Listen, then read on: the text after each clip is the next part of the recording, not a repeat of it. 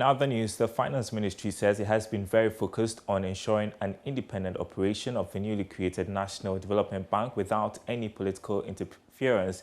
This is reason the establishment of a National Development Bank is not going through parliamentary scrutiny and approval, but rather through the Registrar General's Department.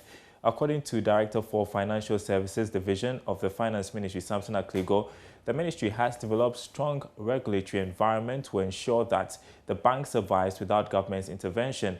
He was speaking at a development dialogue organized by the Institute of Statistical, Social and Economic Research. By the Institute of Statistical, Social and Economic Research was focused on the establishment of national development banks in the country and the best practices to learn from. Under the theme, National Development Banks and Sustainable Financing in Ghana, the program also gave a platform to stakeholders to deliberate on the importance of the yet-to-be-established development bank. Director of the Financial Sector Division at the Ministry of Finance, Samson Akligo, explains that the move to avoid direct parliamentary involvement is to ensure full independence of the bank. He also assured the ministry is taking guidelines from the international best practices.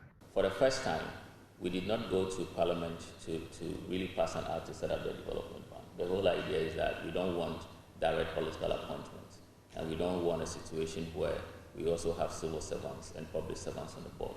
So what we sought to do is that we established it under the Registrar General as a company, and then because we want it to be regulated, we passed a new act to develop that ecosystem and have it regulated. And I can confirm that so far what we have done is that we went through an independent process devoid of central government to appoint the board, and then the board is even more open to non-Ghanaians.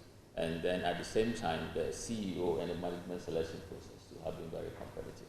And I think that is very important as one of the key lessons in the. Director of ISE, Professor Peter Quartey, challenged the ministry to put in all the necessary measures to avoid collapse of the bank after a few years of its establishment. To also strengthen the regulation environment to avoid financial sector cleanups.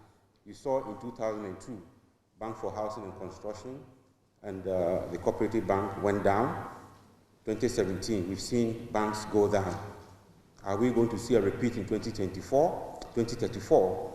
It looks like, I don't know, I want to break that cycle that every 17 or 18 years there will be a bank collapse. I think we ought to break away from some of these challenges so that we create enough confidence in the system. Because when banks go down, it affects livelihood, it affects people's health, employment, and so on and so forth. We want to avoid that. I want to end here. Other speakers on the panel charged government to use the bank to support specific sectors of the economy, like agriculture, to spur growth.